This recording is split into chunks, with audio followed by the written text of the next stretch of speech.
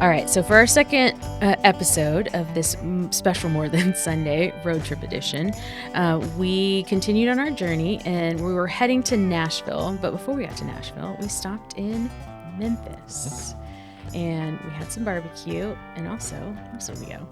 We got barbecue right next to the National Civil Rights Museum.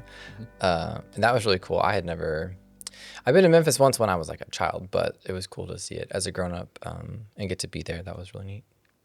It was really neat. I didn't realize it would be so preserved, intentionally preserved. Yeah.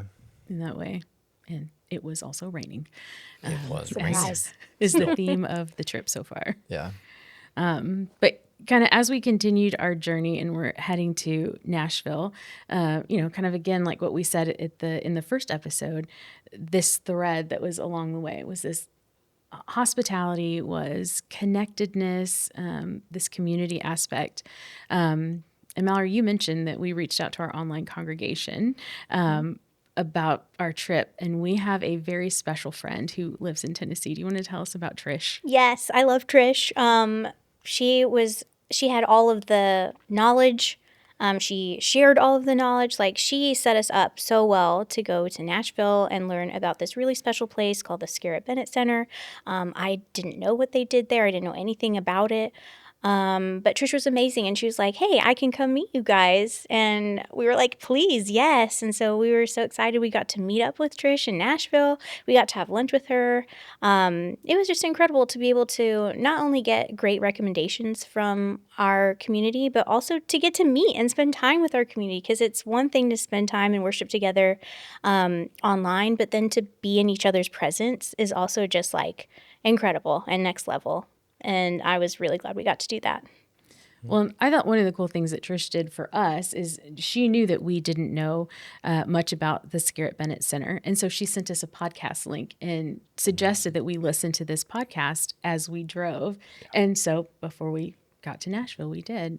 And I feel like we learned lots about the Scarritt Bennett Center. It's in the heart of Nashville, like right in downtown across from Vanderbilt University there. And I think one of the coolest things for me to learn was the history there.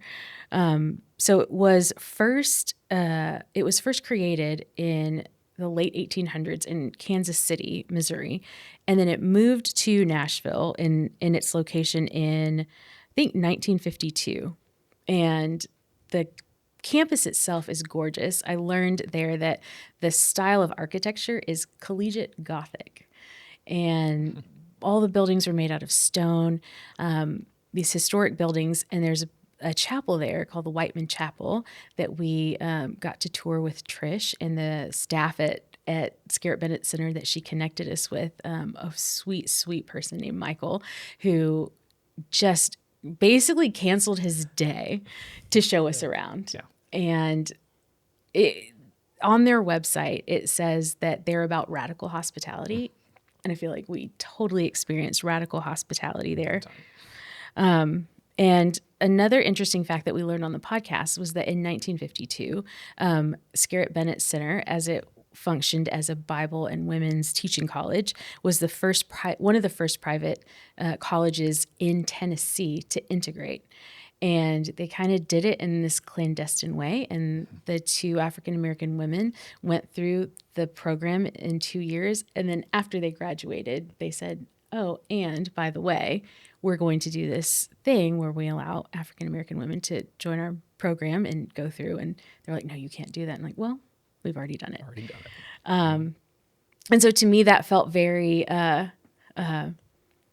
United Methodist, and United Methodist Women is, United Women in Faith was previously called.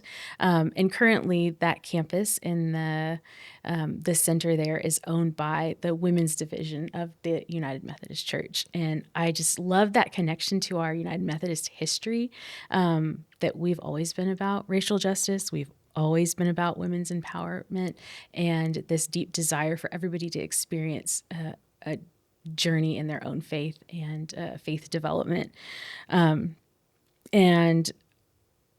being able to meet Trish there was super special. But I wonder if y'all want to talk about the really cool thing that we learned that they did with their community lunch.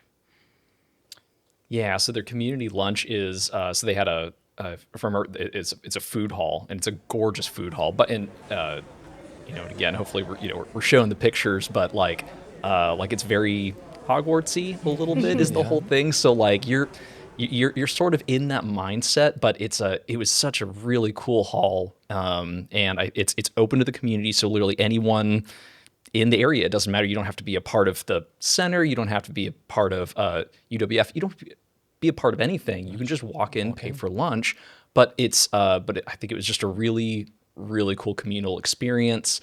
Again, the place was beautiful, but it was really cool to walk in and and again have lunch with with Michael and Trish, and we actually just had lunch with Trish.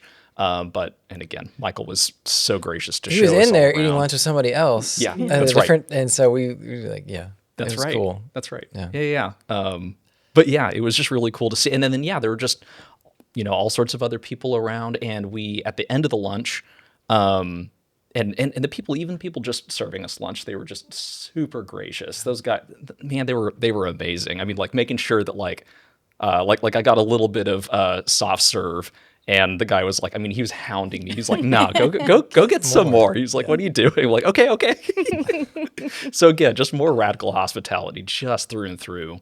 And so that was really awesome. And again, really cool to have lunch with Trish. That was really good, and really cool that again we have people that are worshiping with us, from afar, but that we get to actually see them. Like that was a huge part. That was a huge highlight that we could actually see them, and that again they kind of knew, Mallory, but like she knew us, she knew what we were about, and again just being able to have lunch with her, so cool. But then at the end of lunch, the executive director of the Scarritt Bennett Center came through and was just talking and saying hi to people. And we had just listened to her on the podcast. That's right. And as she introduced herself, we just heard you talking. We're here because Trish sent us this podcast and just is shouting your praises of what the Scarritt Bennett Center does. And we had a great conversation with her. And then we keep saying radical hospitality, but they continued to roll out the red carpet for us. And, we shared gratitudes with them. We shared them with Trish. We gave it to them. We ended up coming back the next day, and they opened up the library for us and gave us some books that we brought back and put on our bookshelf here in the set. And just we're so open to us asking questions or sharing more about the Scarritt Bennett Center, since we're not that far away from Nashville, but none of us had heard about it or the work that they do there. But it was fantastic to kind of meet the people that were there. Well, it was cool because Trish got there before us, and I don't remember her initial connection. She had volunteered there before or something. I think she'd attended a retreat or educational. Something else that the center had done. But so she got there earlier than we did, and that's how she was talking to Michael and telling him about what we were doing, so that by the time we got there they were already like excited to see us. And then we got to go through, or because she'd been talking to him, he let us go into, what was it, their old like one of their beautiful like halls. It was like an old like parlor kind of a thing, like a meeting area for the students if they had visitors or something. It was gorgeous, majestic is like how I would describe it. We got to film an interview where you got to talk to her. I kind of just want to know, and I want our online congregation to know more about you and how you got connected with us and why you stick with us and what you feel like you're getting from the online congregation and online worship. I first, my son lives in Richardson, Texas, in his family, and his son was in a summer program where they did music. I don't know if they did bells, and so they performed at the 11 o'clock service, and I was able to watch online. So that was the first time that I watched online, and I heard Pastor Clayton preach, and I just really thought he was just one of the best ministers I've ever heard. His personality, what he says, just really appealed to me. And I can't remember if I started watching online right away or later, because I do go to my own church in Shelbyville, which is from 10 to 11.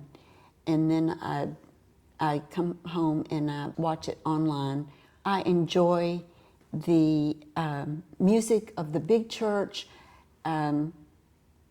It's a big church. I've been members of tiny churches. I grew up in a charge, 4 churches on the charge, where we got the minister every other week. I've also been members of larger churches, but I really enjoyed the big choir. And our church is lovely, and we have a very good choir. But our church used to be full every Sunday, 400 people. Now, this is like when I was more growing up. I'm not sure when membership started declining. And we still have about 155 who come. And we are a vibrant church.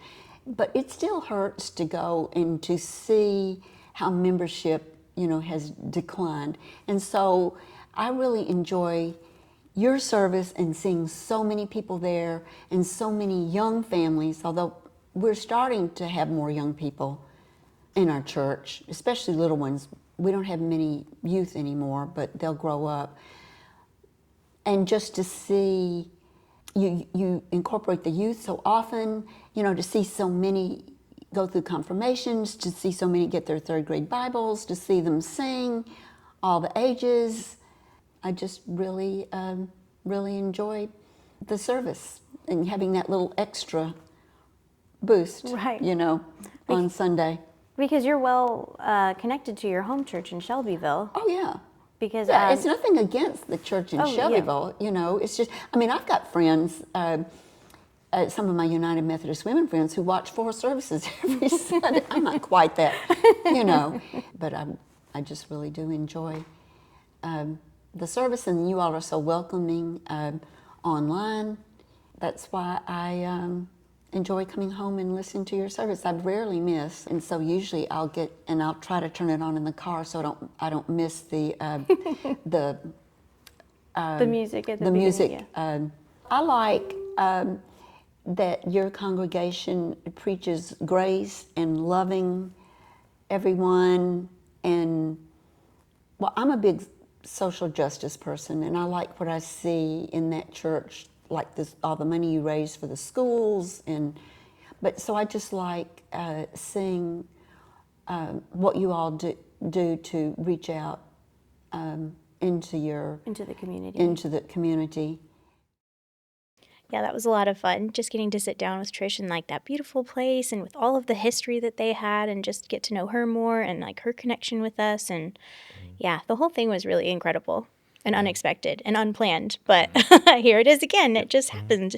Right. Unexpected and unplanned. And I think going in with a little bit of anxiety of like, we don't know if we can film here. Like, you can't always just. Yeah, we didn't get permission. We tried, and we never heard back. And we weren't sure what was going to happen. So sometimes, like, do we just kind of like go in stealth mode? Do we just take still pictures and talk about it later? But the red carpet was rolled out. Yeah, they're like, film whatever you want. Where's the prettiest place you Yeah. saw? Okay, you can film there. You want to move some furniture? Go ahead. Well, and Michael, he used to be an organist, and so he was showing us in the chapel the organ there, and he explained a lot of details about it, and then he played for us, which was cool. So cool. Really cool. Yeah. The space. He said it's one of the most popular wedding Yes. destinations in Nashville. Yeah, we were there, I think, on a Tuesday, and he said that the weekend there were like 4 weddings planned for that coming weekend. Yeah. It was popular for lots of things. There was another film crew there while we were there. Yeah. We had to work around, or I mean, we were small compared to them. Yeah, but we were dancing around. We were dancing around, to get, but that was also kind of fun to see. And Yeah. It was beautiful. Like, you don't expect that to be in the middle of Nashville, this like serene, peaceful place. But that's kind of what they do. They host retreats and conferences in this gorgeous space that you can't find anywhere else. I could see why people would want to get married there. Yeah. It was great. I don't think our Nashville experience would have been as rich if we hadn't interacted with the people that we happened to accidentally almost interact with at the Scarritt Bennett Center. And again, like evidence of, we couldn't have planned it, but it happened and it was meant to happen. And like I felt very inspired by learning more about the history and the traditions of the United Methodist Church in that location and what our history is. And I had no idea that we'd come away with those feelings. Yeah, this was the chapel front, I think it is. Whiteman Chapel. Whiteman Yeah. Chapel. They gave this to us, or we bought this one? I think we tried to buy it, but they were very generous and wanted us they to gave have it to us, things yeah, from but- there. It's a beautiful drawing of Yeah. the front of that thing. But I like that we got to scatter it, or Yeah, we get to collect Add it. that kind Add of it stuff. to our set. that's right. There's a prayer labyrinth too that we didn't. It was about to be under construction, and so we shot some. It'll look different, like if you end up going later. They're gonna redo it. I think he said in the fall, but so it was kind of in, I don't know, its last form Dormant, for yeah. what? Yeah, it's dormant last form for when we were there. But that was cool too. It was cool that they had one just like outside and there and available. For, Yeah, for anybody. Public come and hang out. Thought that was cool. Yeah, it's definitely a space and a place I want to go, not just because it was so beautiful, but because I can't wait to interact with the staff and the people that we met there again, and especially Trish. Hopefully our paths cross again soon, which was, I think, what we all hope for as we parted ways with Trish that day. And so after we left Nashville, now we are on to our next part of the journey, which takes us to our next episode next week as we travel to our final destination, which is Asheville, North Carolina.